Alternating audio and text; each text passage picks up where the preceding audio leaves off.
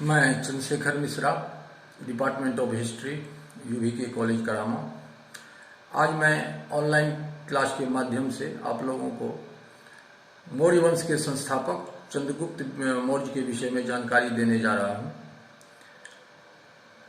ये degree part 1 का ancient history, Indian ancient history का क्लासेज चल रहा है।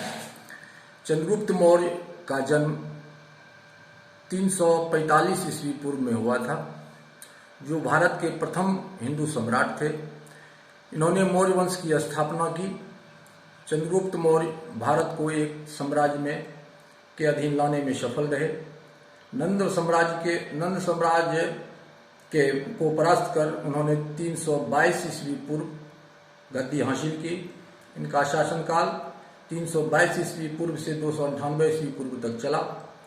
विष्णु पुराण, महाभारत और प्राचीन इतिहासकारों के द्विजेंद्रलाल राय के अनुसार चंद्रगुप्त मौर्य मूड़ा भील के पुत्र थे। ग्रीक और लैटिन लेखों में चंद्रगुप्त मौर्य को क्रमशः सेंड्रोकोटस और एंडोकोटस के नाम से जाना जाता है। चंद्रगुप्त मौर्य प्राचीन भारत के इतिहास में एक महत्वपूर्ण राजा के रूप में जाने जाते हैं।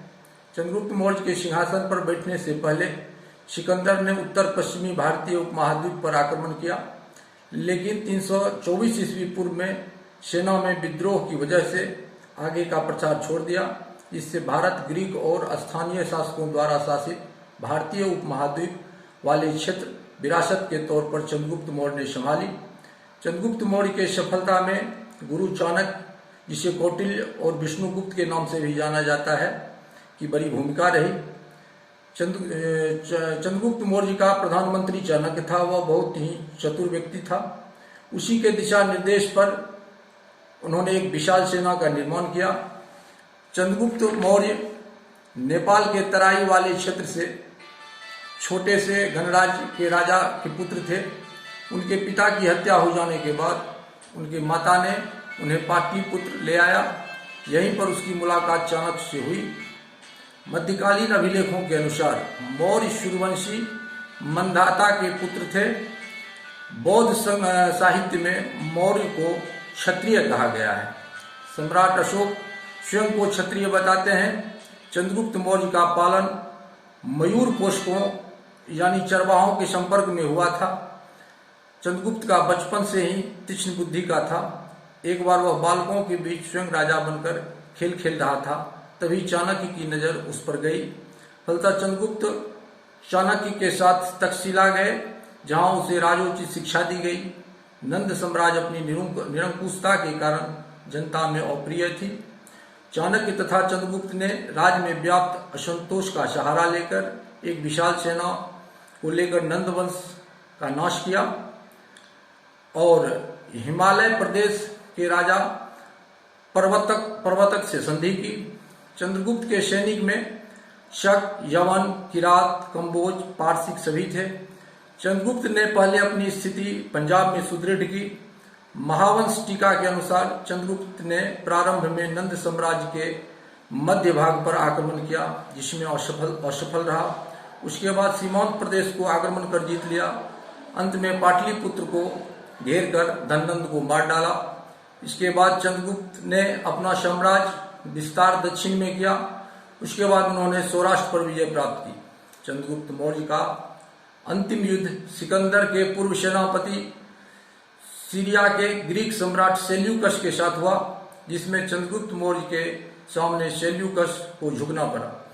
फलतः सेल्यूकस ने चंद्रगुप्त को एक यवन राजकुमारी तथा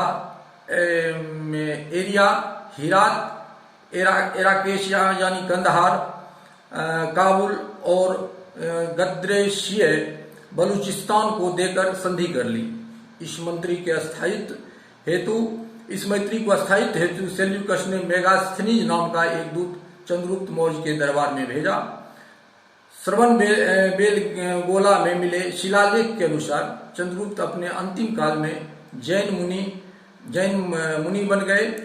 वहीं उन्होंने उपवास द्वारा अपने शरीर का त्याग किया।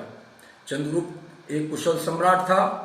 मेगास्थनीज एवं कौटिल्य के अर्थशास्त्र के अनुसार राजा शासन के विभिन्न अंगों का प्रधान होता था।